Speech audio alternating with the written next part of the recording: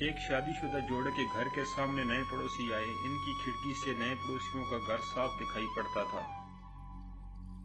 یہ شادی شدہ جوڑے کی عورت اپنے نئے ہمسایوں کی ہر چھوٹی چھوٹی بات کو کھڑکی سے نوٹ کرتی اور اپنے شوہر سے شیئر کرتی۔ ایک دن جب دونوں ناشتہ کر رہے تھے تو بیوی نے کھڑکی میں دیکھا کہ سامنے والوں نے کپڑے دھو کر پھیلائے ہوئے ہیں۔ یہ لوگ کتنے خراب اور گندے کپڑے دھوتے ہیں۔ بیوی چائے کا گھونٹ لیتے ہوئے اپنے شوہر سے بولی، ذرا صاف کپڑے نہیں دھلے۔ ان کی خواتین کو کپڑے دھونے آتے ہی نہیں۔ ان کو چاہیے کہ اپنا صابن تبدیل کر لیں یا کم از کم کسی سے سیکھ لیں کہ کپڑے کس طرح دھوئے جاتے ہیں۔ شوہر نے نظریں اٹھا کر کھڑکی کی طرف دیکھا، زیر لب مسکرا کر پھر ناشتہ کرنے میں مشغول ہو گیا۔ اسی طرح ہر بار جب بھی ان کے پڑوسی کپڑے دھو کر پھیلاتے، اس عورت کے ان کے کپڑوں اور دھلائی کے بارے میں یہی تاثرات ہوتے۔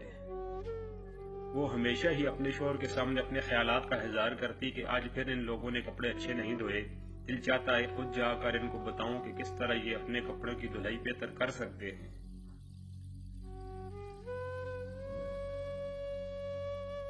وغیرہ وغیرہ۔ الغرض ان کے پڑوسیوں کا گھر اور ان کے کپڑوں کی دھلائی ہمیشہ ہی اس عورت کی تنقید کا نشانہ بنتے رہی۔ ایک صبح جب یہ عورت ناشتے کی میز پر بیٹھی تو پڑوسیوں کو صاف ستھرے دھلے کپڑے دیکھ کر حیران رہ گئی اور اپنے شوہر سے بولی، دیکھا بالآخر انہوں نے سیکھ ہی لیا کہ کپڑے کیسے دھوئے جاتے ہیں۔ شکر ہے کہ آج ان کے کپڑے صاف ہیں، لیکن مجھے حیرت ہے کہ آخر یہ عقل ان کو آئی کیسے۔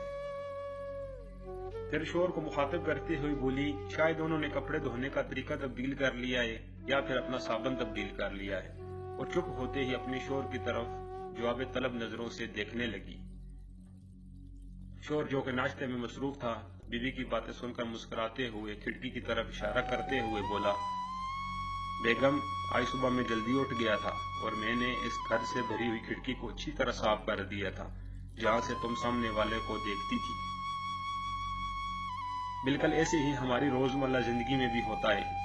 ہماری اپنی کھڑکی صاف نہیں ہوتی اور ہم دوسروں کو مورد الزام ٹھہرا رہے ہوتے ہیں۔ اصل مسئلہ خود ہمارے اندر ہوتا ہے، لیکن ہمارا اس طرف دھیان ہی نہیں جاتا۔